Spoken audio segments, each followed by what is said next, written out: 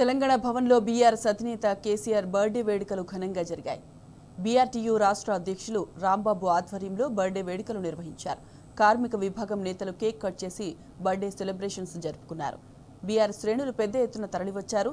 కేసీఆర్ నిండు నూరేళ్లు ఆయురారోగ్యాలతో జీవించాలని భగవంతుణ్ణి వేడుకున్నారు.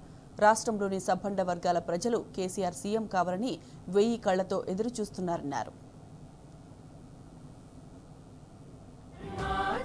బీఆర్టీయూ రాష్ట్ర కమిటీ నాయకత్వంలో తెలంగాణ జాతిపిత, తెలంగాణ తొలి ముఖ్యమంత్రి, 71 సంవత్సరాలు ప్రారంభమవుతున్న కేసీఆర్ గారికి బీఆర్టీయూ రాష్ట్ర కమిటీ తరఫున జన్మదిన శుభాకాంక్షలు తెలియజేస్తా ఉన్నాం.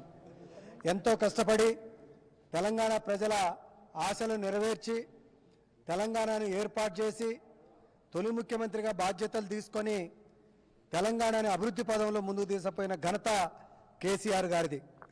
కేసీఆర్ గారు లేని లోటు తెలంగాణ ప్రజలు, తెలంగాణ కార్మిక వర్గం, తెలంగాణ ఉద్యోగ వర్గాలు ఇవాళ చూస్తూ ఉన్నాయి. ఎప్పుడు వస్తాడో తిరిగి కేసీఆర్ గారు అని చెప్పేసి కళ్ళకు కాయలు కాసేటట్టుగా ఇవాళ కార్మిక ఉద్యోగ వర్గాలు ఎదురు చూస్తున్నాయి. ఇవాళ రేవంత్ రెడ్డి కాంగ్రెస్ గవర్నమెంటు వచ్చిన తర్వాత ఉద్యోగ కార్మిక వర్గాలు అనేక ఇబ్బందులు పడుతూ ఉన్నాయి. రేవంత్ రెడ్డి ఎన్నికల్లో ఇచ్చిన ఒక్క మాటని కూడా అమలు చేయలేదు. తెలంగాణ విధాత, తెలంగాణ రాష్ట్ర తొలి ముఖ్యమంత్రి వర్యులు శ్రీ కల్వకుంట్ల చంద్రశేఖరరావు గారి జన్మదినాన్ని పురస్కరించుకొని ఈరోజు తెలంగాణ భవన్లో బీఆర్టీయూ రాష్ట్ర కమిటీ పక్షాన ఈ జన్మదిన వేడుకలను నిర్వహించుకుంటా ఉన్నాం.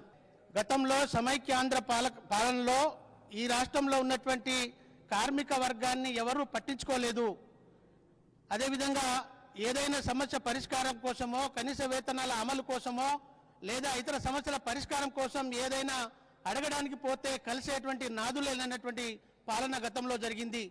కానీ జన్మదినం సందర్భంగా భగవంతుణ్ణి కార్మిక వర్గం పక్షాన, మిగతా అన్ని వర్గాల పక్షాన వారు ఆరోగ్యవంతంగా ఉండాలని, తిరిగి ముఖ్యమంత్రి బాధ్యతలు చేపట్టి ఈ రాష్ట్రాన్ని మరింత అభివృద్ధి పదంలో నడిపించాలని ఈ సందర్భంగా మేము భగవంతుని వేడుకుంటా ఉన్నాం.